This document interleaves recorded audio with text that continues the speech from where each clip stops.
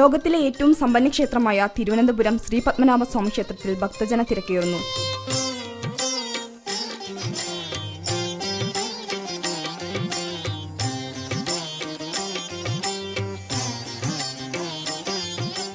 സ്വർണശേഖരമുണ്ടെന്ന വാർത്ത പുറലോകമറിയുകയും തുടർന്ന് മാധ്യമ വാർത്തകൾ പെരുകുകയും ചെയ്തതോടെയാണ് വിശ്വാസികളുടെ എണ്ണം അനുദിനം വർദ്ധിക്കുന്നത്.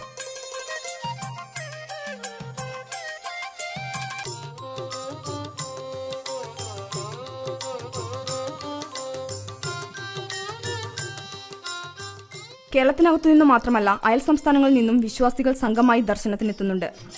അനന്തശായിയായ പത്മനാഭനെ തൊഴാനെത്തുന്ന വിദേശ രാഷ്ട്രങ്ങളിൽ കഴിയുന്ന ഇന്ത്യക്കാരുടെയും വിദേശികളുടെയും എണ്ണവും വർദ്ധിച്ചുകൊണ്ടിരിക്കുകയാണ്.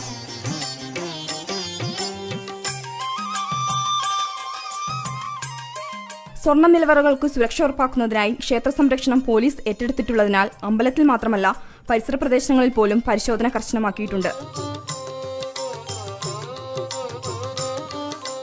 ക്ഷേത്രപ്രവേശനത്തിന് നിയന്ത്രണം ഏർപ്പെടുത്തിയിട്ടുമുണ്ട്.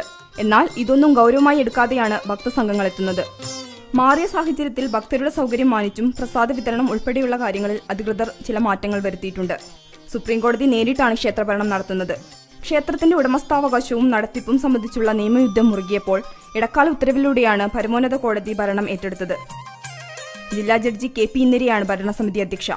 ക്ഷേത്രം എക്സിക്യൂട്ടീവ് ഓഫീസർ പദവിയിലുള്ളത് IAS ഉദ്യോഗസ്ഥനായ KN സതീഷും. രാജകുടുംബത്തെ ഭരണസമിതിയിൽ നിന്ന് പൂർണ്ണമായി സുപ്രീംകോടതി ഒഴിവാക്കിയിരുന്നു. സമ്പൂർണ്ണ ഓഡിറ്റിംഗിന് കൺട്രോളർ ആൻഡ് ഓഡിറ്റർ ജനറലായിരുന്ന വിനോദ് റായിയെ ചുമതലപ്പെടുത്തുകയും ചെയ്തിട്ടുണ്ട്.